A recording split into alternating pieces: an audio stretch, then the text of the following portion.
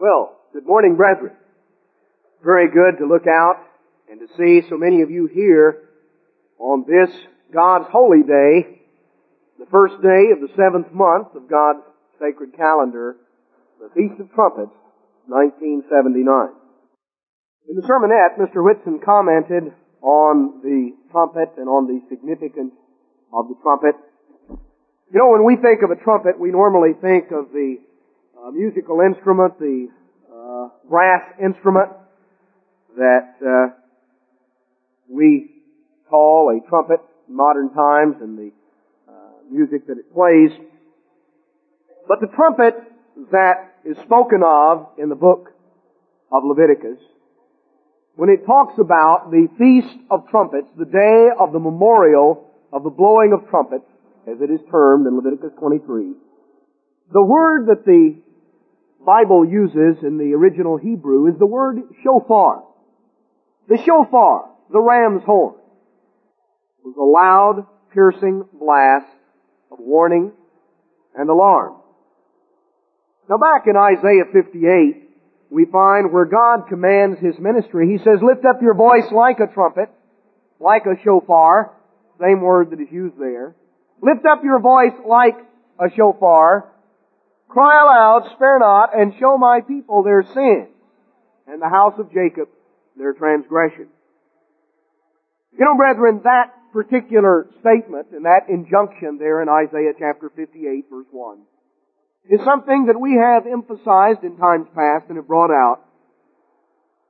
But brethren, that particular injunction is being carried out in the church at this time in a very unique way. God has raised up Mr. Herbert Armstrong from the point of death a matter of months ago, and has brought him back in a special way to lift up his voice like a trumpet, and God's ministry has been enjoined by him to do that. Brethren, the trumpet blast that is being sounded in the church right now is a very significant event.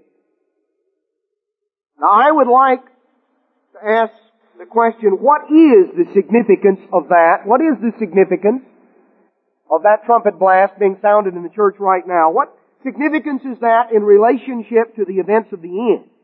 And what will the events of the end mean to you personally? We need to see this morning, we need to analyze and understand where we stand right now in relationship to the final fulfillment of the Feast of Trumpets. And I would like for us to focus in more specifically on the vital question of what will the sound of the trumpet mean to you personally. Now, where do we stand today? Where are we in the scope of man's history, in the scope of prophecy? What significance, as I mentioned, the events that are going on, the things that are transpiring in the Church of God right now. And brethren, believe me, the things we are going through in the Church of God right now are events that were prophesied of in the Bible. We are going through things that God said we would go through. The Apostle Paul, back in the book of 2 Thessalonians chapter 2, gave a very vital sign, a very vital key, and something that, though we have focused on it in times past, I think it takes on deeper significance as we look at it today. The Apostle Paul in 2 Thessalonians 2 is talking about the return of Jesus Christ. In verse 3 of 2 Thessalonians 2, he says, let no man deceive you by any means, for that day shall not come, except there come a falling away first, and that man of sin be revealed, the son of perdition, who opposes and exalts himself above all that is called God, or that is worshipped, so that he, as God, sits in the temple of God, showing himself that he is God. Remember you not that when I was with you I told you these things, and now you know that which holds back, or that which is holding back, that he might be revealed in his time, for the mystery of iniquity does already work, Paul said. Only he who now hinders will hinder until he comes up out of the midst. Now I'm paraphrasing here because The King James translation is a little bit ambiguous and hard to understand. You can check it up in the Revised Standard or in the Amplified Bible, and it will bring it out a little clearer. And then shall that wicked be revealed, whom the Lord shall consume with the spirit of his mouth, and shall destroy with the brightness of his coming. Even him whose coming is after the working of Satan, with all power and signs and lying wonders. Now, brethren, there is a key here. In verse 3, we're told, that day shall not come except one event happens first, followed right on its heels by another event. The event that is going to happen first, except there come a falling away first. Now that, we understand that. But the Revised Standard Version brings that out a little more plainly, and I think when you read it in the Revised Standard, you understand a little more clearly. That day shall not come unless the rebellion comes first. Now that's the way the Revised Standard Version translates it, and that is a proper translation, and I think it really brings it out in a clear sense. That day shall not come except the rebellion come first. Now what rebellion is he talking about? What falling away is he talking about? A falling away from the pagans? A falling away from the Baptists or the Catholics? Well, brethren, when you're already at the bottom, you can't fall away from that. Where are you going to fall? When you're at the bottom of the well, you're going to fall? No, you can't fall unless you're up and you fall down. You can only fall away from the truth. Now, there were events that were happening that prefigured, and we need to understand prophecy is dual. And the events that went through, the events that transpired and that happened. In the first century, the time of the Apostle Paul, the Apostle Peter, the time of the Apostle John and Jude and James and all the rest. The events that they went through, the events that they lived through, brethren, those things typified and prefigured events that are happening in our time. When you go back to Matthew 24, they came asking Christ the question, what will be the sign of your coming and of the end of the age? So obviously, Christ's answers in Matthew 24 primarily focus on the events of the end time. But Christ went through and He gave them certain signs. And when you go through and you study it in history, and you go through and read Josephus' account of the fall of Jerusalem, you will find that the events that prefigured the end time, the events that followed very much the pattern of Matthew 24, there was a pattern set down back in the first century that culminated in the destruction of Jerusalem, which foreshadowed the Great Tribulation. And you read Josephus' account of the destruction of Jerusalem, the siege of Jerusalem, and you'll understand what I mean. He was there. He was a Jewish general. He gives a first-person account of it. But the point is that there is a duality there. And what Christ said had a significance to that time, that day, though its primary significance was for us today. But we're able to understand more fully and more completely the significance for us today when we understand some of the forte, some of the patterns. Now, Paul talked about in verse 7 that the mystery of iniquity is already working. Simon Magus had already started he was the one who headed up the mystery of iniquity, the mystery religion which works lawlessness. The mystery religion which works lawlessness. Go back to Revelation 17 and you find Mystery Babylon the Great. Simon Magus began a conspiracy that has culminated in the Catholic Church and in the succession of popes who trace back to Simon Magus, not Simon Peter, but Simon Magus, as the first pope. The Catholics are very correct when they give 33 AD as the date of their founding as a church. They're correct in that. The Church of God predates them by 2 years. We were founded in 31 AD. Simon Magus was dunked 2 years later. Read it in Acts chapter 8. So the mystery of iniquity was already working. Now if that's all that Paul had reference to, then he wasn't giving any kind of, when he said that day shall not come except there come a falling away first, and the man of sin be revealed, he obviously was talking about something that was transpiring. Now the man of sin, the successor, the head of this mystery religion, there are two events that are referred to here. There are two events that are referred to here. One has reference to the Church of God. One has reference to a group that came out from us because they were not of us, that had their beginnings with Simon Magus. and has culminated right now and will eventually culminate in the final successor of Simon Magus, who will be the final false prophet, who is a successor to Simon Magus, is a successor to Nimrod when you understand it and trace down the pattern. But there were events that Paul was referring to. Now the mystery of iniquity was already working, and it has continued to work down through the years, but it finally culminates. Something has been holding it back. Finally, that which hinders doesn't hinder any longer, and he, that final false prophet, that final pope, will arise up out of the midst.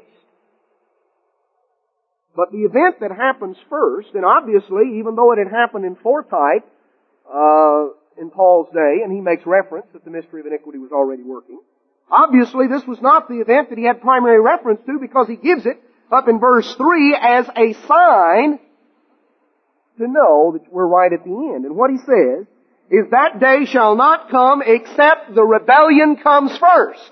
Brethren, the rebellion has come. The rebellion has come. That tells us that we are in a very significant time. And very possible that final false prophet has already arisen up out of the midst. Now, he has not been fully revealed as such in the sense of working lying wonders and miracles, but that is going to come. Now, it's possible that the one who is in that office right now is not the final one, but I think it's very likely that he is. If he's not going to be there very long. We're given here a sign. There are many places that go through. There are many things prophecy focuses in on. Prophecy focuses in on the events transpiring in the Catholic Church. Prophecy focuses in on the events transpiring inside Europe and the revival of the Holy Roman Empire.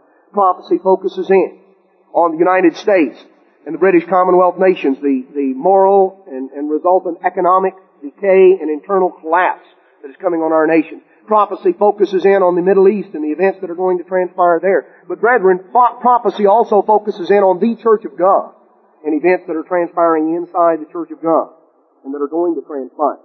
Now, there are a lot of people in the world who look at the Middle East or Europe or even the internal problems of our nation, the impending economic collapse, even in events transpiring in the Catholic Church. There are individuals looking at various of these things, but they don't realize the significance of what they see and the significance of the fact that the pieces are finally all about to come together. The reason that day is going to overtake them as a thief in the night, because Paul said, or in 1 Thessalonians 5, that the day of the Lord comes as a thief in the night. Not as a thief in the night on us if we're awake and alert and watching.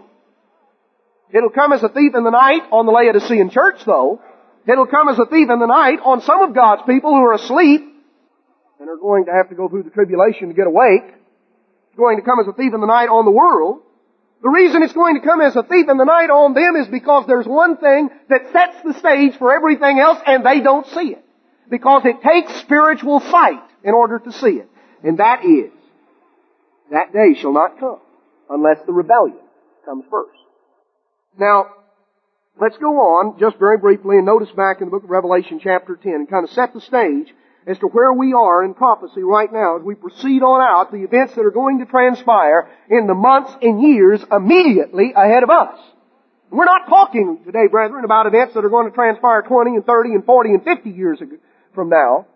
Jesus Christ said in Matthew 24, "This generation shall not pass until all these things be fulfilled." And brethren, we have already seen the beginning of the fulfillment of many of these things. One of the events that he had particular reference to was the fact this gospel of the kingdom shall be preached in all the world for a witness. That began to be done back in 1934 when God raised up the World Tomorrow broadcast.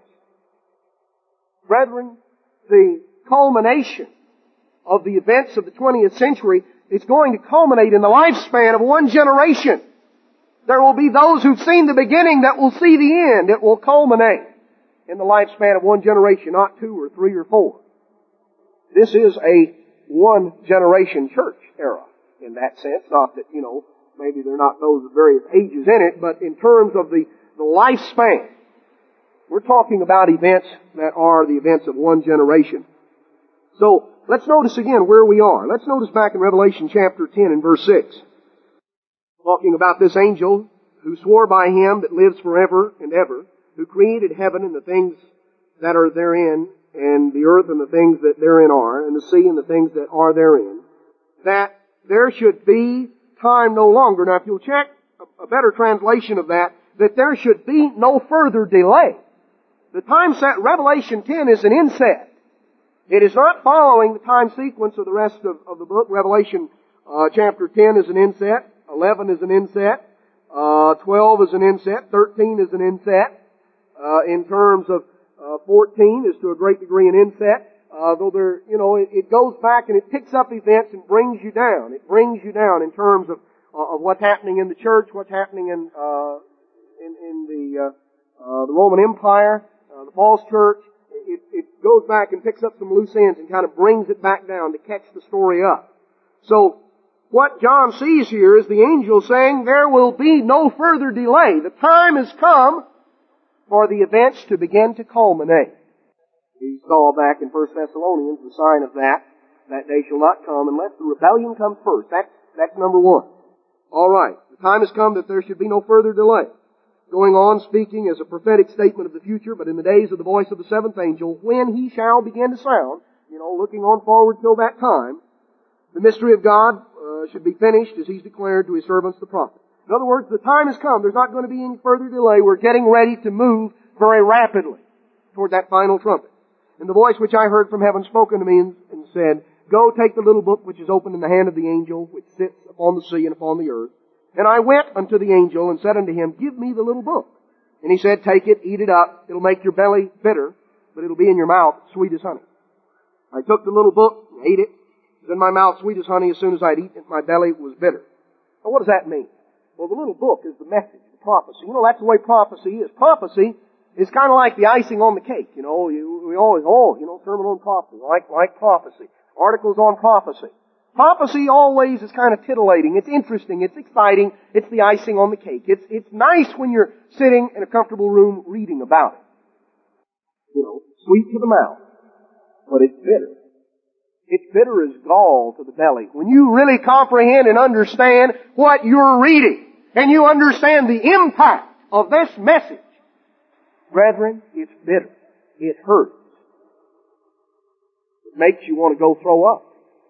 Because you realize we're talking about human beings, human lives. We're talking about what is literally going to come to pass on this nation and this world.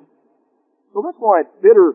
It's bitter to the belly. It's bitter when you really get the full impact of it. Though it's nice, it's exciting, it's titillating when you first taste of it. Now, what is the significance of that? As we go on, he was told to take the message. In verse 11, he said unto me, You must prophesy again before many peoples and nations and tongues and kings. And going right on, and there was given me a reed like a rod, and the angel stood saying, Rise and measure the temple of God and the altar and them that worship therein. And Mr. Armstrong has gone through these verses in co-worker letters and member letters of recent months. The message came, you have to go and prophesy again.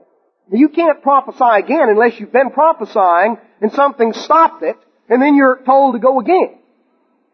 This message, this verse 10, the time setting of that had to be after the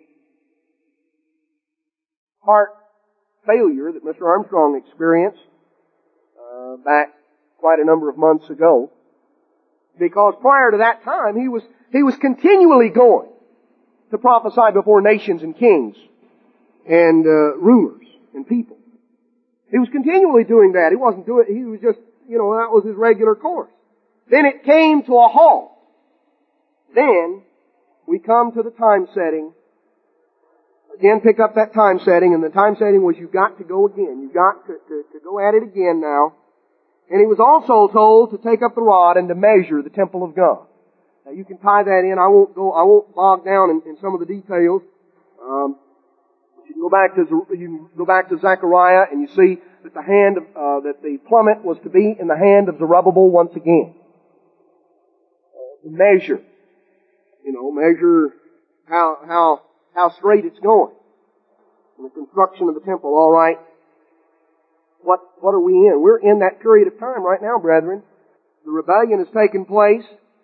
Mr. Armstrong has once again started to go again before nations and kings and peoples. The temple.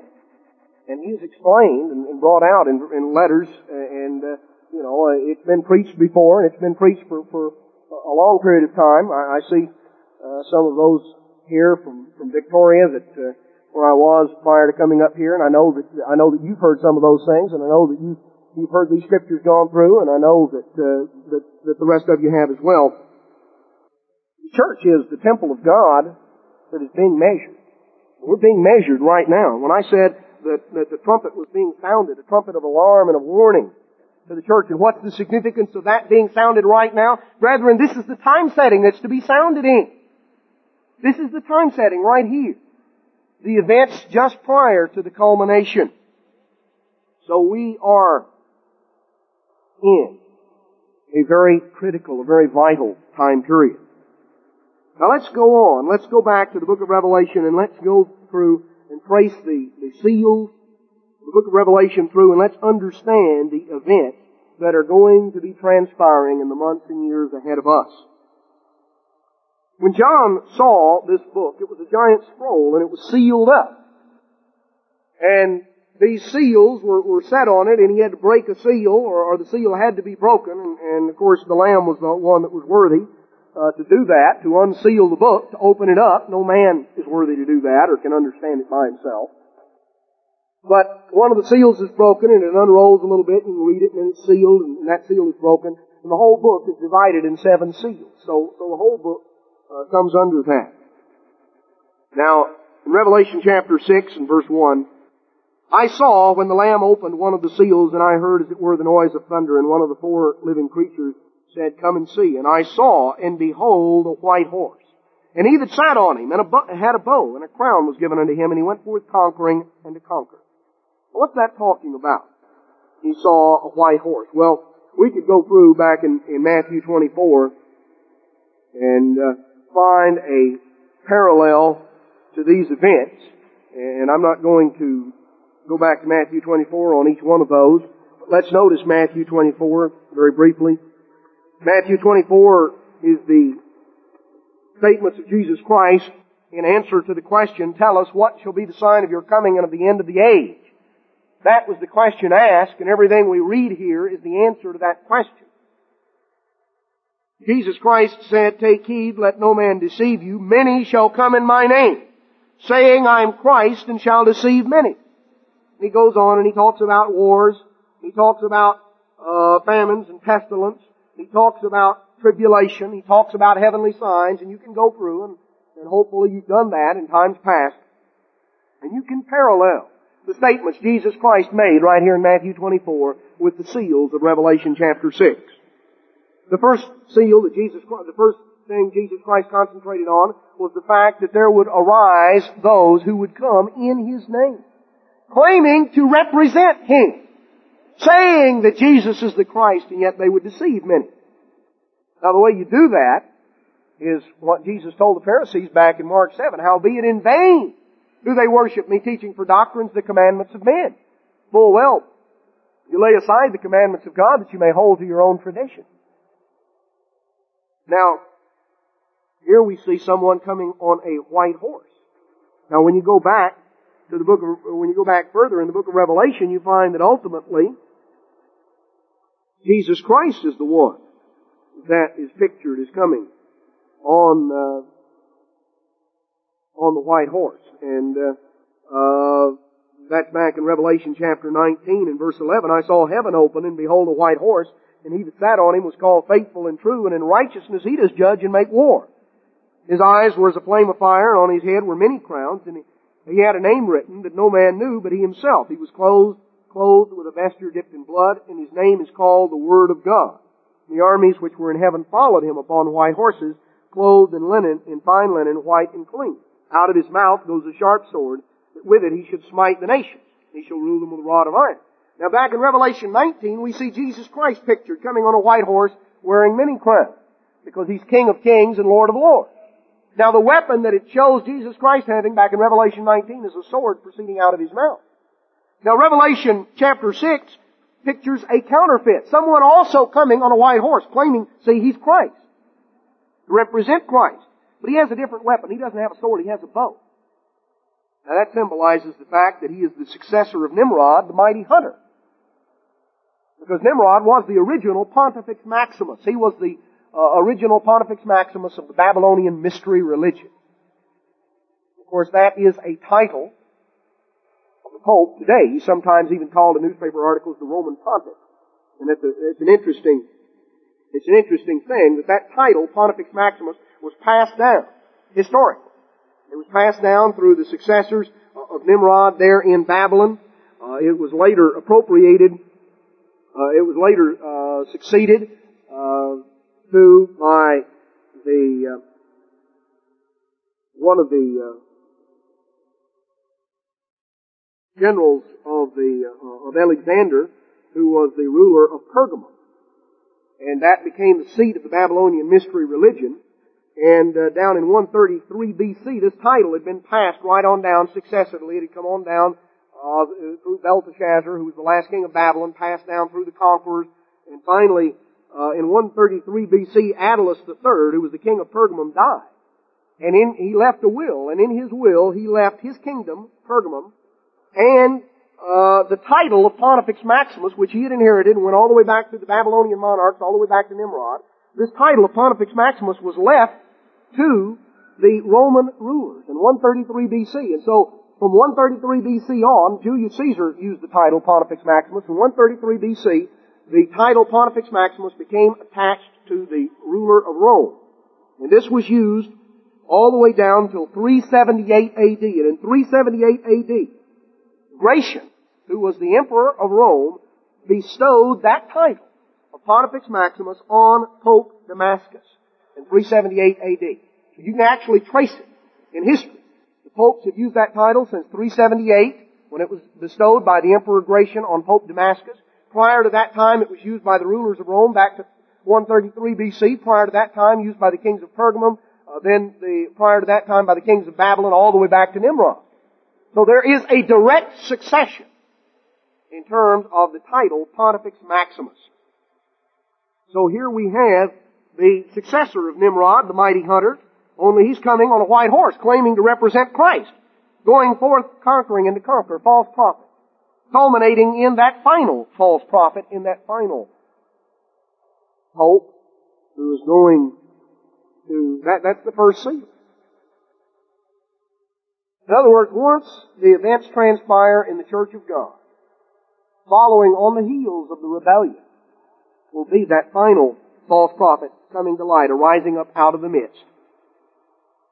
And when he does, that will be the first seal. The first seal will be open. Now the first seal leads to the second seal. And going on in verse 3, and when he had opened the second seal, I heard the second creature say, "Come and see," and there went out another horse that was red. And power was given unto him that sat thereon to take peace from the earth, that they should kill one another, and there was given unto him a great sword. So here we see warfare. Warfare ultimately culminating in World War III. Now let's go back in the book of Daniel and see when that's going to begin. Let's see the event that is going to represent. See, wars and rumors of wars, Christ said in Matthew 24, there'll be wars, rumors of wars, nation against nation, kingdom against kingdom. Now when he said nation against nation and kingdom against kingdom, he was not simply being redundant.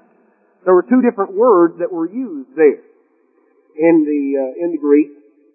The word that is translated kingdom was the word that we normally think of as referring to a national entity. It's used there and is translated kingdom. The word that is translated nation, nation shall rise against nation, is the Greek word ethnos, which means the same word we get our word ethnic from. It means ethnic group. In other words, there will be not only warfare on a national level and an international level, there will be civil strife of ethnic group against ethnic group. Now, do you have that in the world today? Of course you do. There's always been those things to a degree, but these seals picture a culmination and a final culmination of these wars, the civil strife, the internal strife of race against race, ethnic group against ethnic group, and you find that around the world, whether you're talking about in southern Africa, whether you're talking about even over in Iran, where the Kurds, Kurdish nationalists are fighting against the Iranian nationalists, and you've got the Arabs over there, and you've got various national groups, various ethnic groups that are fighting one another. But it finally culminates, and these events will culminate in World War III. Now, let's turn back to the book of Daniel, chapter 11, and let's notice. Daniel 11, verse 40, at the time of the end. So here's the second seal. At the time of the end shall the king of the south push at him, and the king of the north shall come against him like a whirlwind, with chariots and with horsemen, with many ships, and he shall enter into the countries, and shall overflow and pass over. And he shall enter also into the glorious land, and many countries shall be overthrown, but these shall escape out of his hand, even Edom and Moab and the chief of the children of Ammon. He will stretch forth his hand also upon the countries. The land of Egypt shall not escape. He shall have power over the treasures of gold and silver, and over all the precious things of Egypt, and the Libyans and the Ethiopians shall be at his steps. Tidings out of the east and out of the north shall trouble him. Therefore he shall go with great fury to destroy and utterly to make away many. And he shall plant his tabernacles of his palace between the seas in the glorious holy mountain, yet he'll come to his end, and none shall help him. That talks about some events here. Talks about the events that are going to begin the second seal. The first seal is when that final false prophet arises on the scene and is seen trying to draw things to himself and begins to make himself manifest as the great power of God, as he will style himself. And that event is going to be followed on its heels by the second seal. It says at the time of the end, there's going to be a push of the king of the south against the king of the north. The king of the north will come suddenly like a whirlwind. Now there are other scriptures you can go through that show the way in which the German-led United States of Europe will make an entry into the Middle East in an underhanded way, in a subtle way. There are many warnings, and if I get off into that, we won't have time to continue on. But we have here an invasion of the Middle East by Germany. Now, Christ, of course, spoke of when you see Jerusalem encompassed with armies, then know that the desolation thereof is near, back in Luke 21. Now, at the same time this event happens, notice what we learn from Hosea 5, verse 5. The pride of Israel does testify to his face, therefore shall Israel and Ephraim fall in their iniquity, Judah also shall fall with them. So Israel and Judah are going to basically fall at the same time. Now as we come on down in verse 7, we see that a month shall devour them with their portion. So basically the takeover of this nation is going to occupy a 30-day period, in terms of the crux of it. So the time of the invasion of the Middle East is also the approximate timing of the invasion of our nations, the beginning of World War III. Brethren, we just passed the 40th anniversary of World War II. The memories and the lessons of that event have grown rather dim in the minds of most people, particularly in the United States. A warning has been being sounded and is being sounded, but most are oblivious to that warning.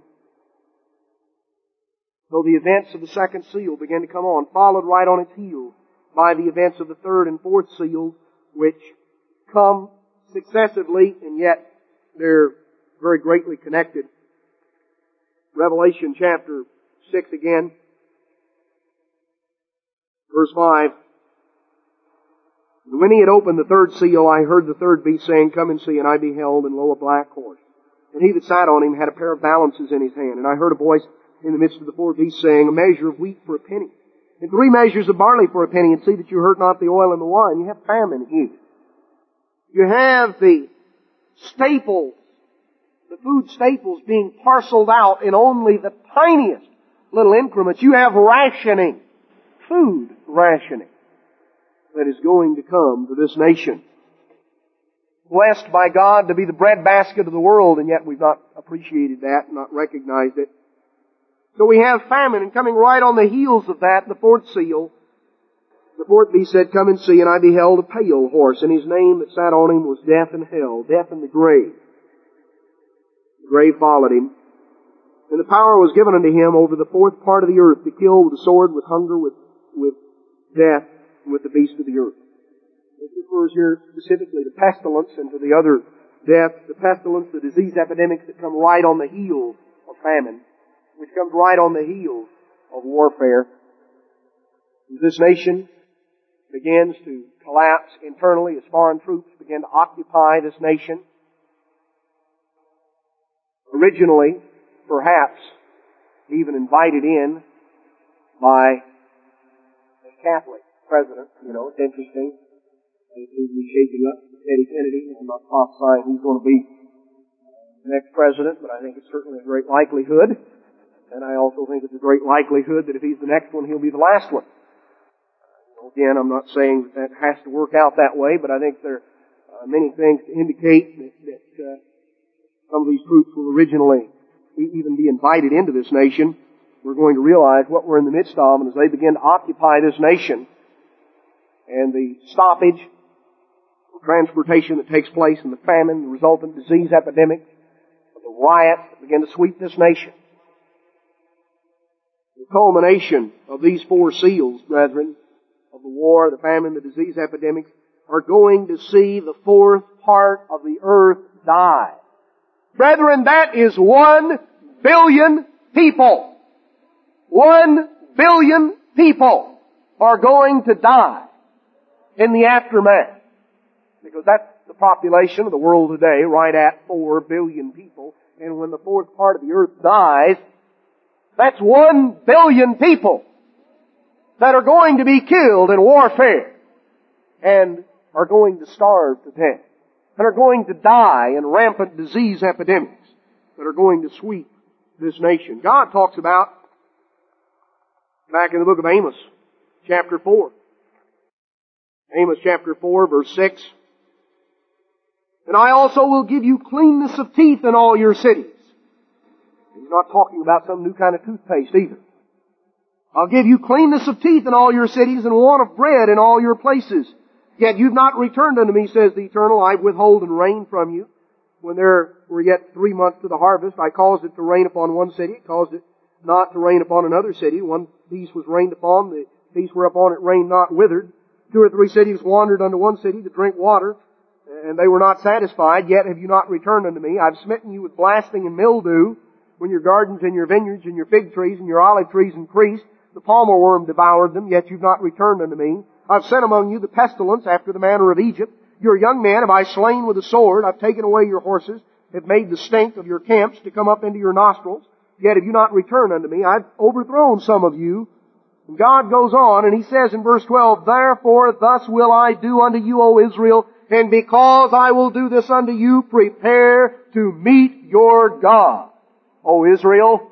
For lo, He that formed the mountains and created the wind and declared unto man what is His thought that makes the morning darkness and breadth and treads upon the high places of the earth.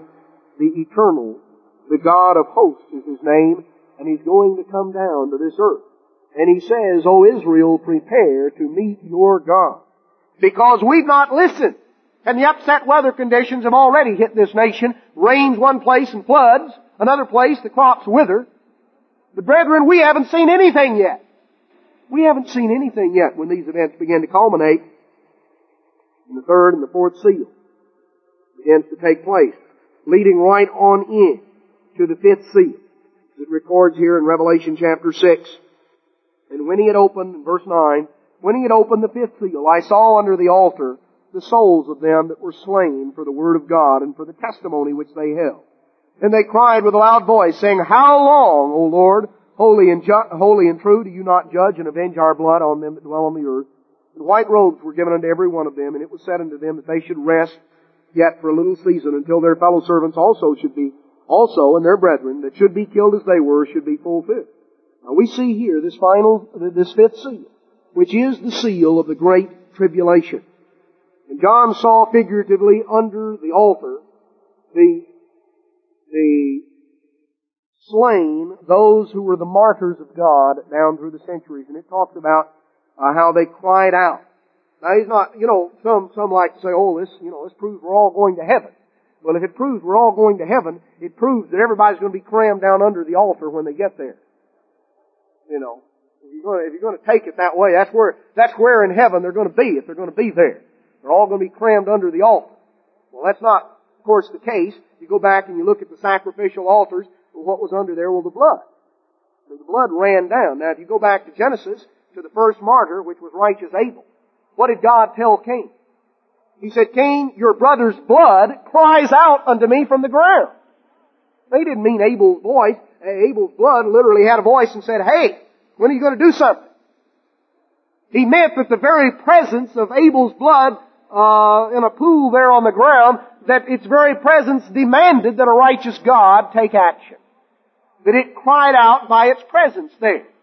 And if the blood of righteous Abel cried out for vengeance, how much more does the blood of all of the righteous men of God down through the centuries and the millennia collectively cry out for a righteous God to take vengeance? And God says, well, it's going to be a little while yet. You'll have to rest. You'll have to remain in your graves.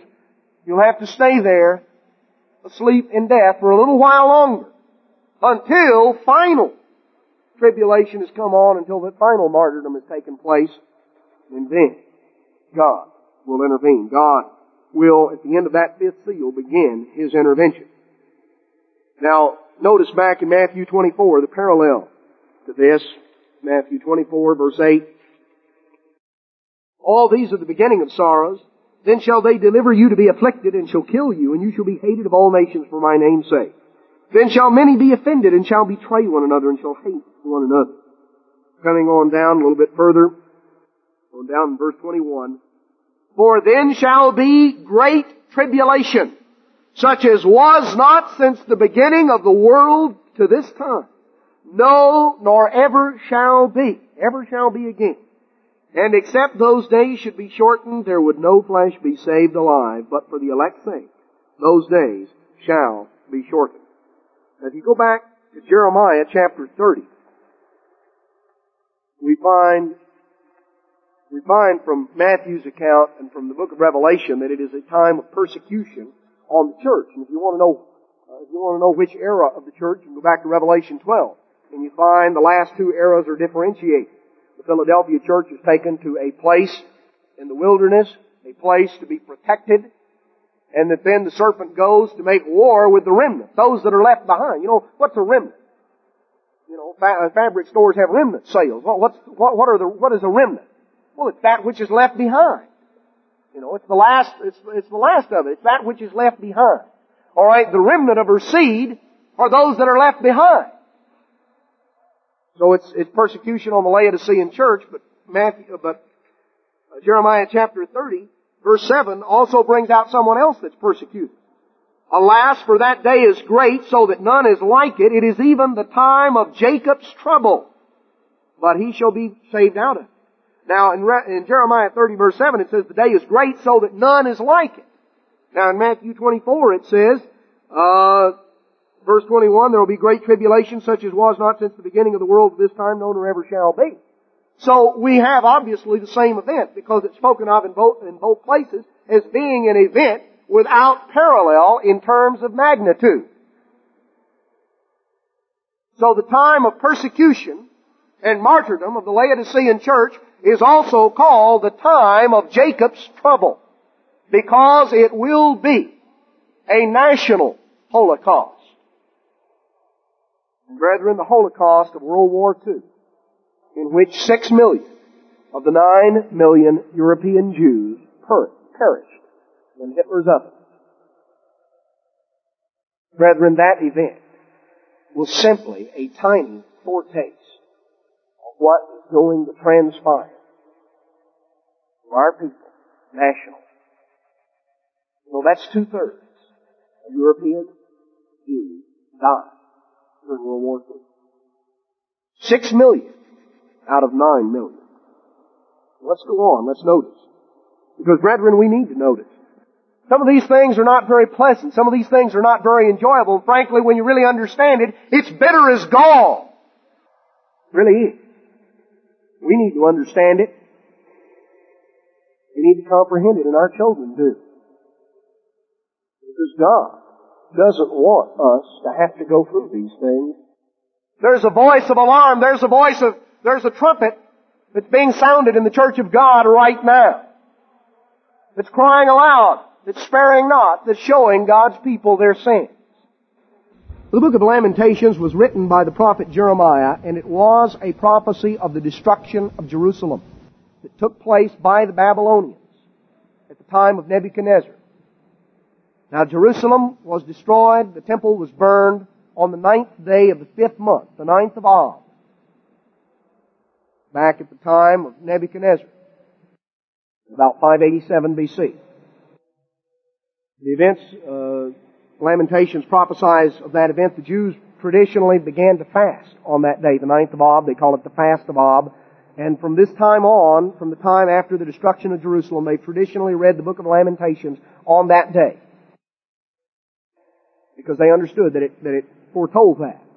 Well, coming on down, brethren, that happened under Nebuchadnezzar, but you realize that in 70 A.D., when Titus invaded Jerusalem, that he burned the temple on the same day, the 9th of Ab.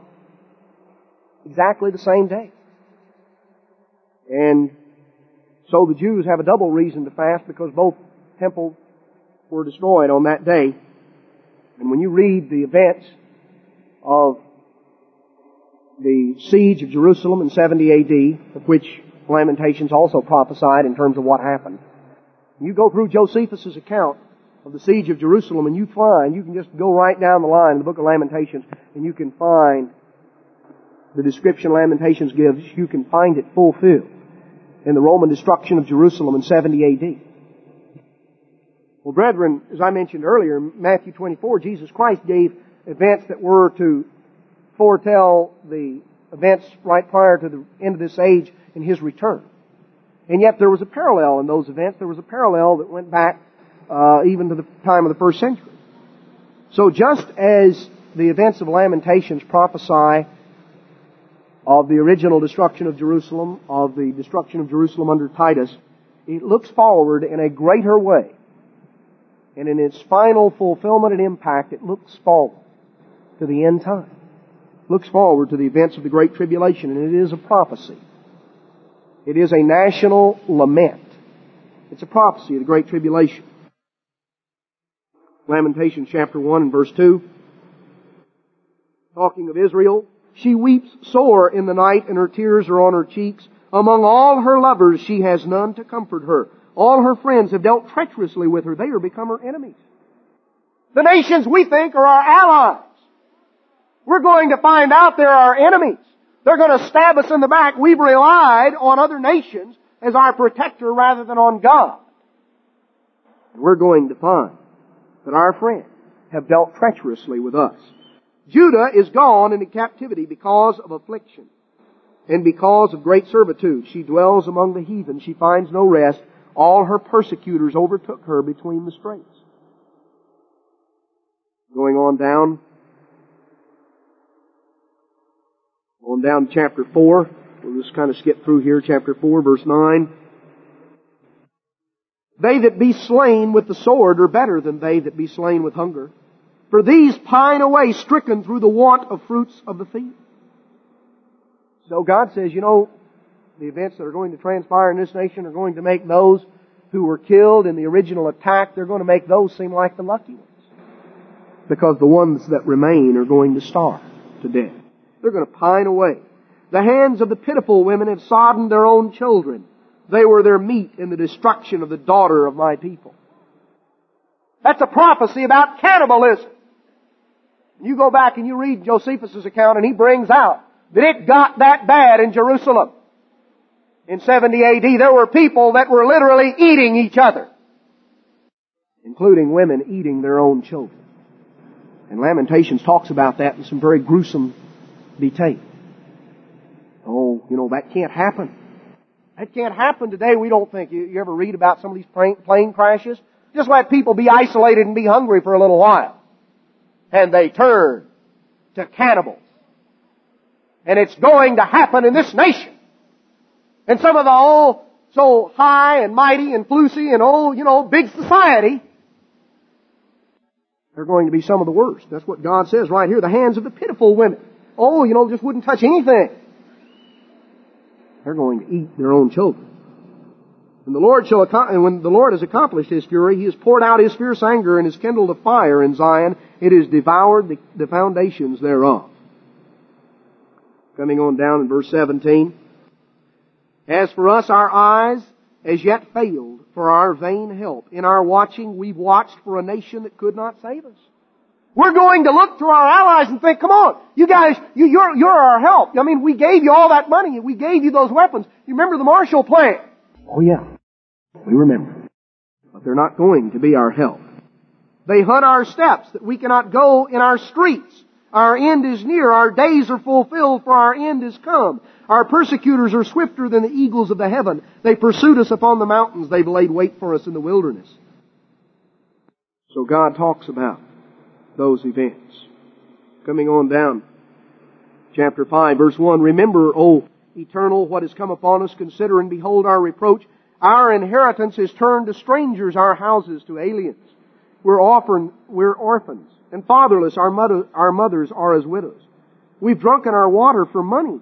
Our wood is sold unto us. We're going to be down to literal starvation. We're going to be at a point where water will be worth money. Our necks are under persecution. We labor and have no rest. We've given the hand to the Egyptians and to the Assyrians to be satisfied with bread. Our fathers have sinned and are not, and we have borne their iniquities. Servants have ruled over us. There is none that does deliver us out of their hand. We got our bread with the peril of our lives because of the sword of the wilderness. Our skin was black like an oven because of the terrible famine. They ravished the women in Zion and the maids in the cities of Judah. Princes are hanged up by their hand, and the faces of the elders are not honored. So it goes on and it talks about the destruction that's going to come on this nation, brethren. And it's real and it's literal and it's going to happen. It's happened in foretaste before. Ezekiel tells us the magnitude of it in Ezekiel chapter 5 and verse 12. A third part of you shall die with a pestilence and with famine. And with famine shall they be consumed in the midst of you. And a third part shall fall by the sword round about. And I will scatter a third part into all the winds, and I will draw out a sword after them. So that's the breakdown. A third part will die with pestilence and famine. A third part will die by the sword, and a third part will be taken into captivity. Amos tells us that the city that goes forth 1,000 will only return 100. The city that goes forth 100 will only return 10. There's a parallel here. The events back in World War II, the Holocaust. I mentioned before what the figures were. 6 million out of 9 million Jews. 2/3 died. That's what God says is going to happen to all of Israel. 2/3 are going to die. A third are going into captivity. Brethren, the future Holocaust that is going to come is going to pale into insignificance. Holocaust of Hitler's done. The Auschwitz, the Dachau, the Buchenwald of the future. And it's real. It's literal. It's going to happen. What seems far off, seems hard to imagine, seems hard to comprehend as we sit here in comfort. Nice plush seats. Beautiful day outside. We're here. Brethren, there are going to be some very gruesome events that are going to transpire in this world before this day is fulfilled. You go back and you read about literal human beings. And you know, those were human beings that for the most part never imagined that it could happen to them. The average Jew on the streets of Warsaw back in the 1930s. Back in the summer of 1939. Had no comprehension, no, that was the furthest thought from his imagination. The events that were literally going to transpire as Hitler's troops began to move into Poland in September of 1939. And as that event happened, Polish Jews began gradually to be rounded up, and the final solution began to be carried out. Seemed far off, seemed unreal. Seems unreal to us today. Brethren, as these events of the Great Tribulation began to take place, the time of Jacob's trouble, the time of persecution, the time of persecution unparalleled that is going to wreak havoc on this earth. The time of Satan's wrath. We find the beginning of God's intervention. Because the Book of Lamentations makes plain that God is not the one that is causing all of this. What God says He will do in the Book of Lamentations is that He will simply remove the hedge. It says that Israel has been hedged in as a garden, and He's going to remove the hedge. That's all. God is not the one that causes these events. Satan is. The tribulation is Satan's wrath. God has hedged us in. The United States and the British Commonwealth nations stand out as the only nations to have been totally hedged in and protected. You go down through. You know when the last time foreign troops set foot on British soil in an invasion of Britain was in 1066 with William the Conqueror, and he was bringing in the last contingent of Israelites. God has put a hedge about those people. You point to me another nation in Europe that's not been invaded for 1,000 years. Point to me one that hasn't been invaded in the last, 40 years. Virtually. There were some that did not have the ravages of the war. I realize Switzerland was not specifically involved in it, but Switzerland has been invaded before. You go back to the time of Napoleon, you go back to the time of World War I, you go back to the time of World War II, and there have been always attempted invasions of Britain, but Britain has stood. Because God hedged them in. Our nation has stood. British troops are the only foreign troops that have ever invaded this nation in terms of occupying the heartland, or a portion of it. I realize we were involved in later wars, but, we were invading rather than being the ones invaded. God has put a hedge about it. The Japanese couldn't get into Australia or New Zealand. The Germans couldn't get into the United States or Britain or Canada. God hedged us about. God is simply going to take down the hedge. He says, okay, you don't want to trust in me, you want to trust in others? Fine, I'll just take my hedge down and I'll step back and I will let you see what you can do for yourself. And what I just have gotten through telling you about the events of the Great Tribulation, brethren, those events are real. That's what we're going to do when we lean on our own understanding, on our own might and power, and depend on ourselves without God to bail us out. Then in Revelation chapter 6, verse 12, I beheld, when He had opened the sixth seal, and lo, there was a great earthquake, and the sun became black as the sackcloth of hair, and the moon became as blood. And the stars of heaven fell upon the earth, even as a fig tree casts her untimely figs. The heavens departed as a scroll when it's rolled together. Every mountain and island was moved out of their places. The kings of the earth, the great men, the rich men, the chief captains, the mighty men, every bondsman, every free man, hid themselves in the dens and in the rocks of the mountains, and said to the mountains and rocks, fall on us and hide us from the face of Him that sits on the throne and from the wrath of the Lamb, for the great day of His wrath is come. Who shall be able to stand? That's the sixth seal. The first five have represented Satan's wrath. Then with the sixth seal, God begins to intervene in the affairs of this world. And the first thing God does is get the world's attention. And there's nothing that will serve to get your attention like an earthquake, where the very ground under your feet begins to shake. And a shower of meteors is going to come down that is going to absolutely pale into insignificance anything we've seen before. And it is going to literally scare people to death. God's going to get their attention. Then, the seventh seal. Now we find in Revelation 7 the completion of the sealing of the 144,000. We go on into chapter 8. 7 is an inset. God completes, or God finishes the sealing, the final sealing of to fill out that contingent of 144,000 until, He finishes that event, and then the events of the seventh seal began to unfold. And when He had opened the seventh seal, chapter 8, verse 1, there was silence in heaven about the space of half an hour, and I saw the seven angels which stood before God, and to them were given 7 trumpets. So now we see the beginning of the trumpet, the seventh seal. And verse 6, the 7 angels which had the 7 trumpets prepared themselves to sound. The first angel sounded, and there followed hail and fire mingled with blood, and they were cast upon the earth, and a third part of the trees were burned up, and all the green grass was burned up. You can go back and you can find a parallel to this back in the book of Exodus, as God began to pour out His plagues on ancient Egypt. So God first got their attention with an earthquake and with heavenly signs, and now there's going to come hail and fire pouring down from heaven.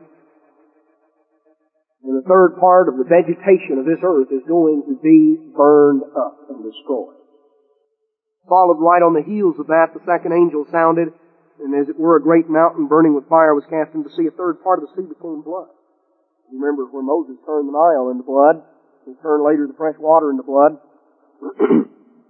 All right. The third part of the sea is going to be turned to blood, and the third part of the creatures that were in the sea that had life died. We talk about a stench. The third part of the sea creatures died and began to rot and decay. And the stench of rotting blood filled the earth. The third part of all of the sea life is dead. The third angel sounded, and there was a great star, fell a great star from heaven, burning as it were with a lamp. It fell upon the third part of the rivers and upon the fountains of the water, and the name of the star is called Wormwood. The third part of the waters became wormwood, and many men died because of the waters, because they were made bitter. So here we find the fresh water that's smitten. And a third part of the fresh water, 1/3 of the fresh water on this earth becomes contaminated, becomes poisoned, and people die from drinking. The fourth angel sounded, and the third part of the sun was smitten, and the third part of the moon, the third of the stars.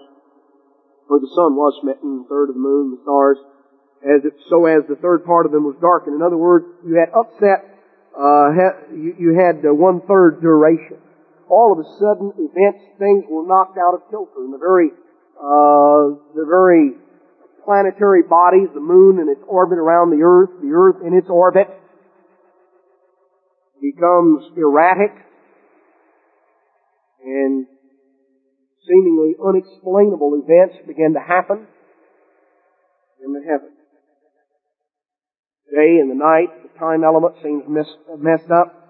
And I beheld and heard an angel flying through the midst of heaven, saying with a loud voice, Woe, woe, woe to the inhabitants of the earth, by reason of the other voices of the trumpets of the three angels which are yet to sing. Now those were the first four. God says, the bad stuff hadn't happened yet. God says, the last three, then you're really going to know. As God begins to take the world to task for having allowed Satan to stir it up into the holocaust of the Great Tribulation. God, before these events of the seventh seal happened, God set His people apart for protection. All of His people on the earth, and He begins then to pour out His wrath. Chapter 9 going on, the fifth angel sounded, the fifth trumpet. And I saw a star fall from heaven unto the earth. To him was given the key of the bottomless pit. And he opened the bottomless pit, and there arose a smoke out of the pit. Smoke of a great furnace, and the sun and the air were darkened by reason of the smoke of the pit. And there came out of the smoke locusts upon the earth, and they were given powers. The scorpions have power, and it was commanded that they should not hurt the grass, or the green things, nor any tree, only those men which have not the seal of God in their forehead. It was given unto them that they should not kill them, but that they should be tormented 5 months. And their torment was as the torment of a scorpion when he strikes a man. In those days shall men seek death, and shall not find it, and they shall desire to die, and death shall flee from them. It goes on and it describes in a symbolic fashion. When John was trying to describe things in the language of his day that he saw in vision. He talks about, it's kind of like a scorpion, and it looked like, hair of a woman trailing out behind. Perhaps John saw some of the fighter jets with their vapor trails and things of that nature, and he used language of his day to try to expound what it was. John had never heard of airplanes or jets or vapor trails or rockets or missiles or things of that nature. He had no words to describe them. He had to liken them to creatures that he knew and say, it's kind of like this, but then it's kind of like something else too. It was indescribable in the language of his day. He saw the fifth seal, the first woe, described here. It talks about they had a king over them, which is the angel of the bottomless pit, whose name in the Hebrew tongue is Abaddon, and the Greek Apollyon. Now, this refers to the rising out of abeyance. You can go back in Revelation 17 and find the beast coming up out of the bottomless pit. The rising up of the beast power out of the bottomless pit and the invasion of the beast power into Asia. The fact that Europe is going to launch an attack against Russia and the Asiatic communists, and they're going to evidently use some type of nerve gas that is going to destroy a lot of people. It talks about that that there are going to be a tremendous number of people who are going to be tormented for these 5 months. Now, verse 13, the sixth angel sounded, and I heard a voice from the four horns of the golden altar which is before God, saying to the sixth angel, which had the trumpet, loose the four angels which are bound in the great river Euphrates. Now, the Euphrates River is the dividing line. That's why, it can be stated that Iran is going to eventually fall into the communist orbit and everything to the east. The Euphrates River basically provides the dividing line between where Russia's influence and the influence of the beast power will come there in the Middle East. And so these four angels, these four great demons, that have been bound up there in the river Euphrates, that have not been allowed to go beyond there, are all of a sudden going to be loose. And what are they going to do? They're prepared. They're just chafing at the bit, but God has them restrained. He doesn't allow them. They can go no further than God allows. He's going to lift the restraints on them at this sixth trumpet. And they're prepared for the hour and the day, the month and the year, for to slay the third part of men. And the number of the horsemen were 200 million. And it talks about, verse 18, by these three was the third part of men killed, by the fire, by the smoke, and the brimstone which issued out of their mouths. Now, that's evidently talking about a thermonuclear exchange, that Europe will have invaded Russia and invaded Asia. And all of a sudden God is going to remove the restraint.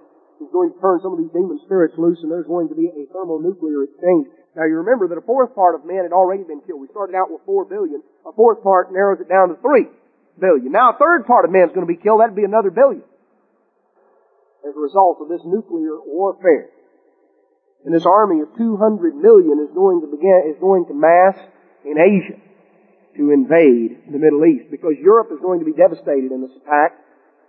Europe undoubtedly, and probably much of South America and perhaps other areas of the Middle East itself will not be aimed at in this attack. They're going to come in there with men rather than nuclear weapons, because they don't want to destroy all the oil and the things that are there. So they're going to overwhelm them with manpower. But they destroy Europe. They destroy probably much of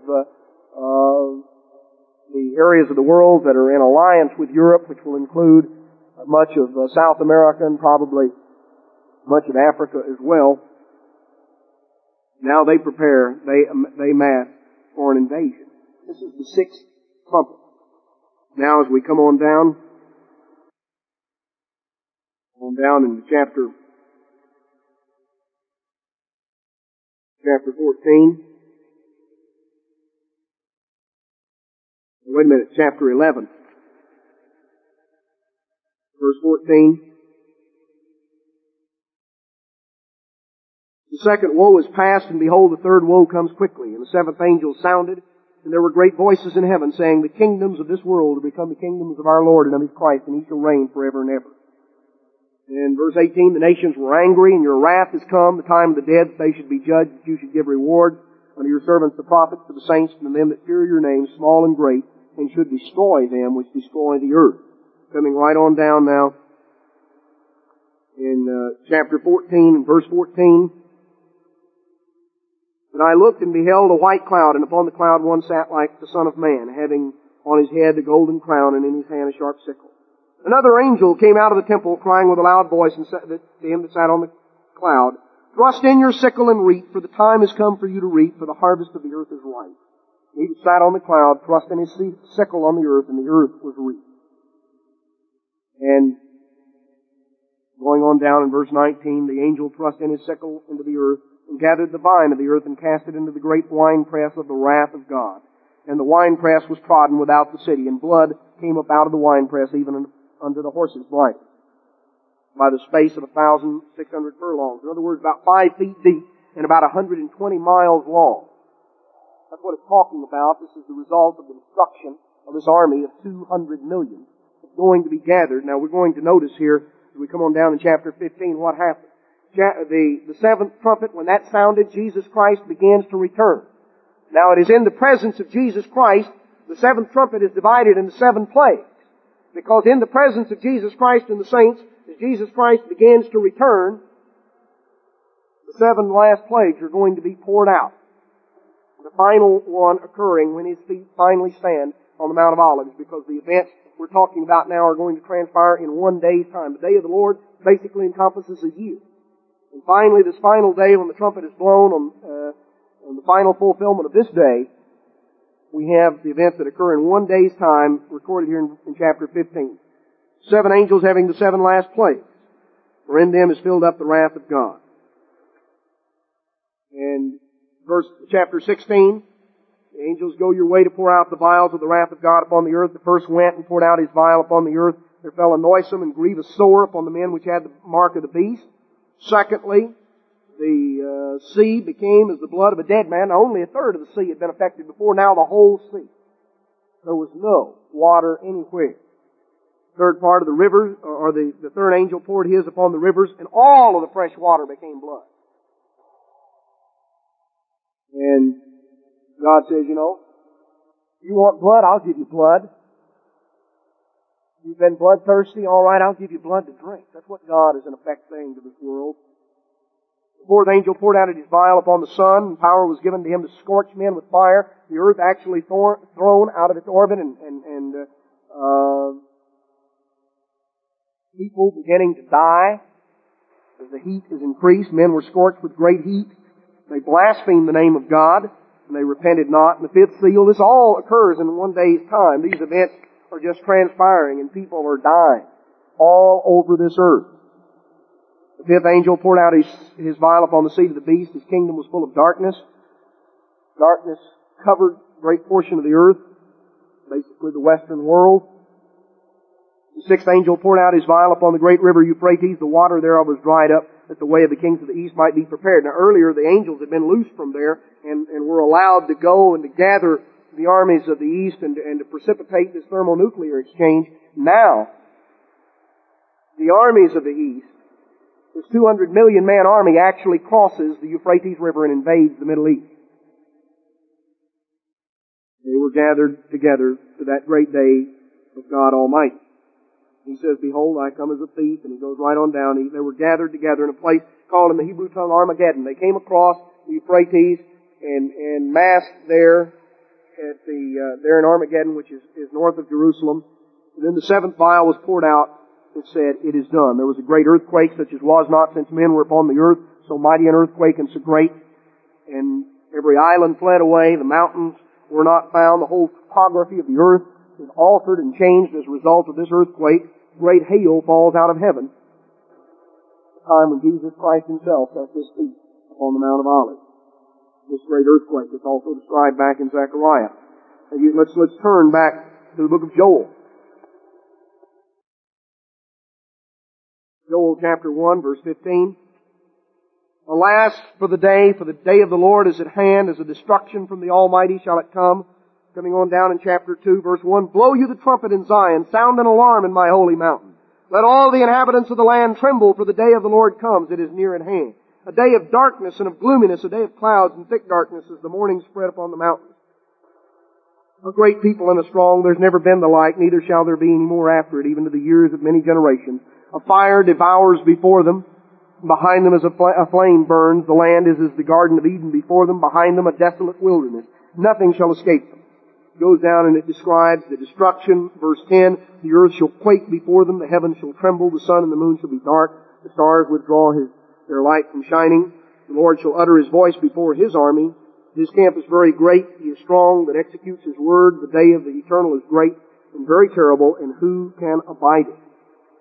So God talks about these things in chapter 3, verse 1. In those days and at that time, when I bring again the captivity of Judah and Jerusalem, I will also gather all nations and bring them down into the Valley of Jehoshaphat, and will plead with them for my people, for my heritage Israel, whom they have scattered among the nations and parted my land. Verse 12, let the heathen be wakened and come to the Valley of Jehoshaphat, for there will I sit to judge all the heathen round about. Put in the sickle, the harvest is ripe. Come, get you down, for the press is full, the fats overflow, their wickedness is great. Multitudes, multitudes in the valley of decision. For the day of the eternal is near in the valley of decision. The sun and the moon shall be darkened, and the stars shall withdraw their shining. The Lord also shall roar out of Zion and utter His voice from Jerusalem. The heavens and the earth shall shake, but the eternal will be the hope of His people and the strength of the children of Israel. Well, as they come down, the armies of the east, as they invade the cross, coming into Armageddon and invading down, the Valley of Jehoshaphat is outside of Jerusalem. It lies between Mount Zion and the Mount of Olives. The Valley of Jehoshaphat is in between. And these armies are going to gather there at Jerusalem as Jesus Christ comes down, and they're going to literally be consumed, be destroyed. It talks about stacked 5 feet deep, 120 miles long. Destruction. And Jesus Christ will return to this earth as King of Kings and Lord of Lords. And He will have brought this earth and the Satan-inspired rebellion of it to absolute, unconditional surrender.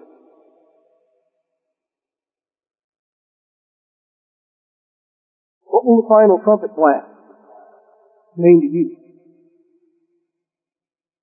You know, brethren, we saw back earlier in the book of Revelation what it will mean to this world. It's going to mean destruction to this world. Those who are part and parcel of the beast system, they're going to weep and lament. It talks about in Revelation 18, alas, alas, that great city Babylon, the mighty city, in 1 hour is your judgment come, and all the merchants of the earth weep and lament. The sound of that final trumpet is going to mean destruction for this world. The Apostle John wrote in 1 John chapter 2, verses 16 and 17, that the world and he that is of the world passes away. The world passes away, and he that does the lust thereof passes away. This world, its society, is coming to an end. The sound of that final trumpet blast, brethren, is going to mean destruction to the people of this world who refuse to repent and obey God. Now, it's going to mean something entirely different for the people of modern day Israel who have been languishing in the concentration camps of the time to come, because what it's going to mean to them is recorded back in the book of Isaiah chapter 27 and verse 13.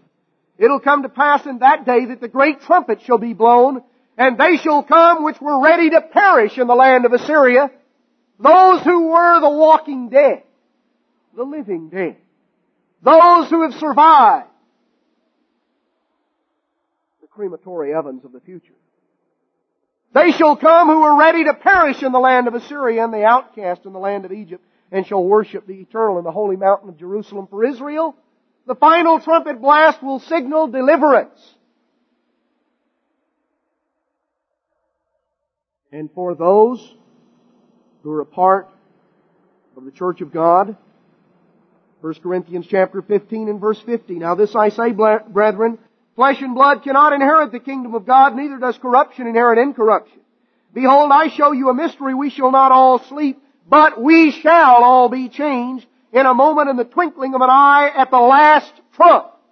For the trumpet shall sound, and the dead shall be raised incorruptible, and we shall be changed. For this corruptible must put on incorruption, and this mortal shall put on immortality.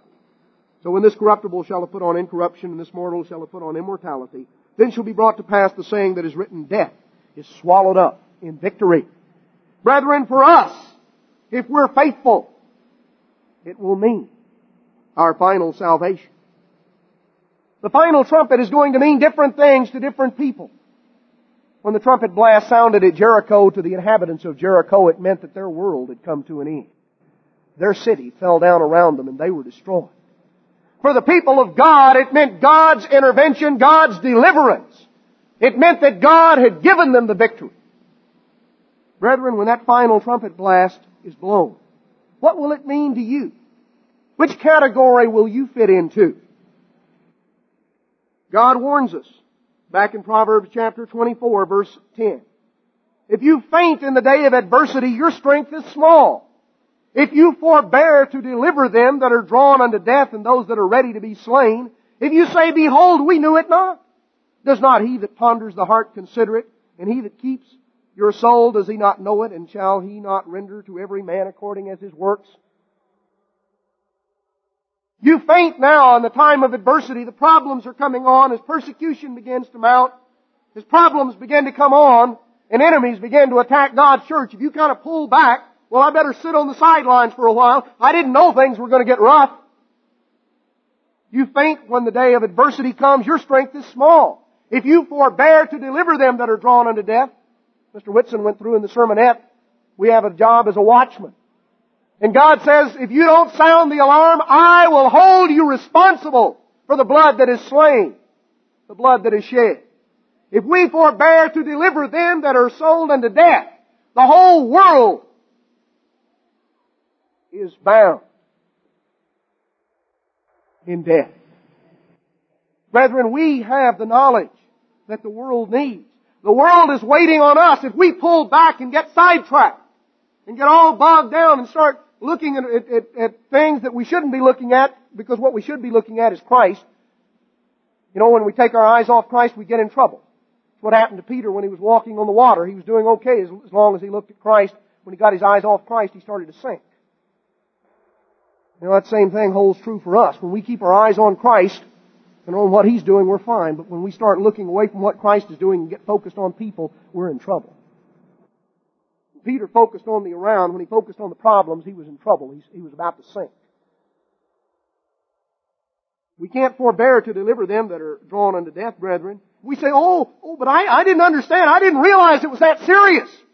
Brethren, God is going to judge us for the way that we come through this crisis.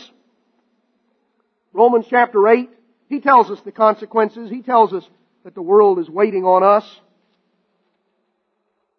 Romans chapter 8 and verse 16. The Spirit itself bears witness with our spirit that we are the children of God. And if children, then heirs, heirs of God and joint heirs with Christ, if so be that we suffer with Him, that we may be also glorified together. For I reckon that the sufferings of this present time are not worthy to be compared with the glory which shall be revealed in us. For the earnest expectation of the creation waits for the manifestation of the sons of God. The world is waiting on us, brethren. The whole world groans and travails, waiting for the manifestation of the sons of God. Brethren, we are the sons of God. We've been called to be heirs of God, to rule with Jesus Christ when He comes back to this earth, and that final trumpet blast is going to usher in the kingdom of God, the government of God. Let's notice one final scripture in Hebrews chapter 10. Hebrews chapter 10 and verse 35. Cast not away, therefore, your confidence, which has great recompense of reward, for you have need of patience, that after you've done the will of God, you might receive the promise. For yet a little while, and He that shall come, and will not tarry. Now the just shall live by faith. But if any man draw back, my soul shall have no pleasure in him. But we are not of them who draw back unto perdition, but of them who believe to the saving of the soul. Brethren, what with the sound of of the trumpet blast? What will it mean to you? Do you realize that the sound of the trumpet currently being blown in the church, what that trumpet means to you will in all probability determine what that final trumpet will mean to you. He that shall come, brethren, will come. He really will. The time is literally going to come when the heavens will be split by the blast of a shofar sounded by an angel of God. And Jesus Christ Himself will begin to come down to this earth. The time will literally come when the ground will begin to disappear under your feet as you rise up to meet Him in the air and to come down together on the Mount of Olives. He that shall come will come, brethren. He really will. What will His coming? What will that final trumpet mean to you?